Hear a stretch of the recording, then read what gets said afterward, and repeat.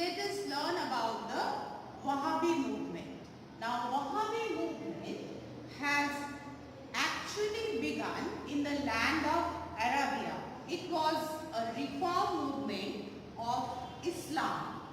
A person called Abdul Wahhab in Arabia had started this Wahhabi movement as a religious reform movement. The word Wahhabi means Renaissance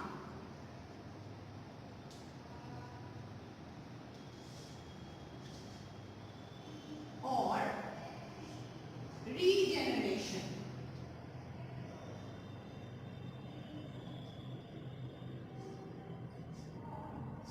Now, this movement had started as a religious reform movement.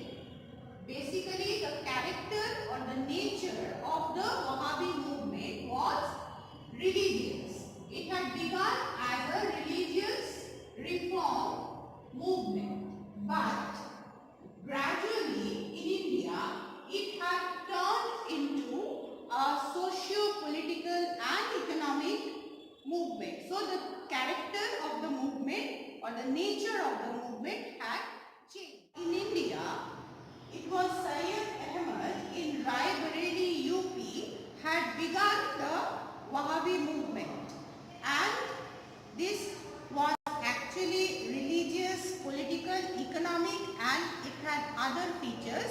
It was non-communal. That means there was no specific community to join this movement. Like the Muslims had begun it, but the Hindus have also joined in this movement. So it was non-communal, national movement because the Hindus have joined this movement, though it was begun by the Muslims. Now, basically it was a religious reform movement, but it had turned its character or nature into socio-political and economic movement. And now next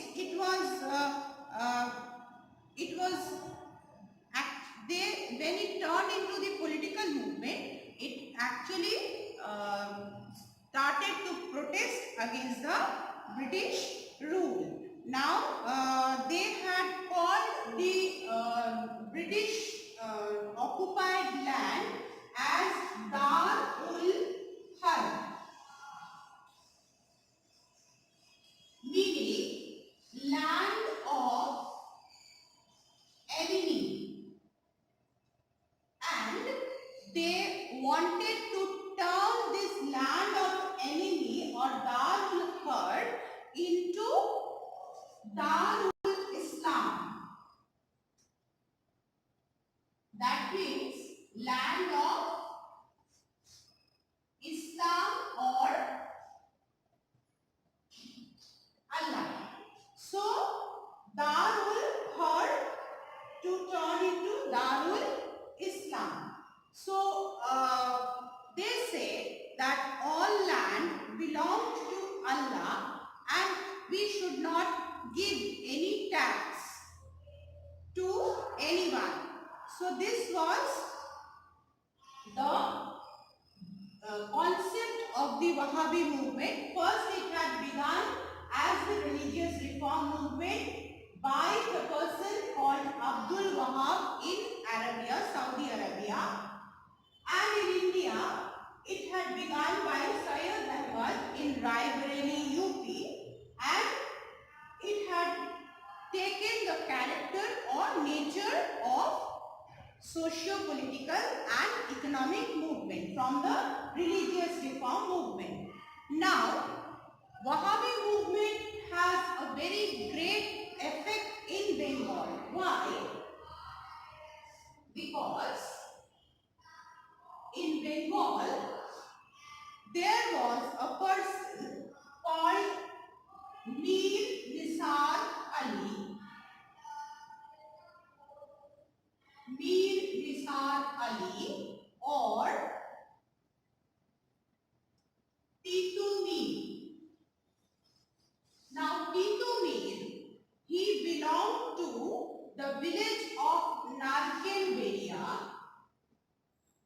Narkelberia in Barasat. Barasat, which is very near to Kolkata. So Titu Mir, he was a believer of Wahhabi movement, and he had turned this movement into socio-political movement, because Titu Mir had built a bamboo fortress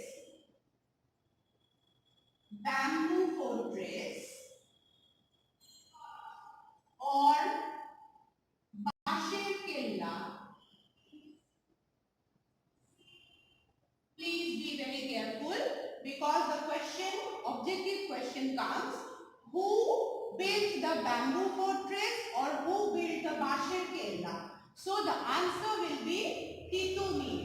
Again, another objective question comes: who was Titu Mir? What was Titu Mir's real name? What was the real name of Titu Mir? So the answer will be Mir Nisar Ali, or Titu Mir was the leader of the Wahhabi movement in Bengal. So you will have to be very careful when you are learning about the Wahhabi movement. There can be many objective questions coming from this section. Now, the Basher Killa was built by Titu Mir in the village of Narkelberia in Barasat. He declared himself as Badshah and started collecting taxes from the local zamindars and the peasants. Many peasants, poor peasants, irrespective of their community, both Hindus and Muslims, they have joined Titu Mir in his revolt against the British rule. The British and the local zamindars, they jointly attacked the Basher Killa of Titu Mir, put into fire, and Titu Mir and his followers, they fought very bravely in the battle and they lost.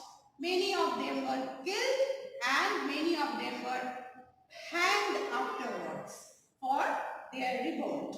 But their revolt was a very important one, because it had the mass implication, the poor people, the peasants, the artisans, they have all joined into the Wahhabi movement. They have all become the followers of Titu Mir.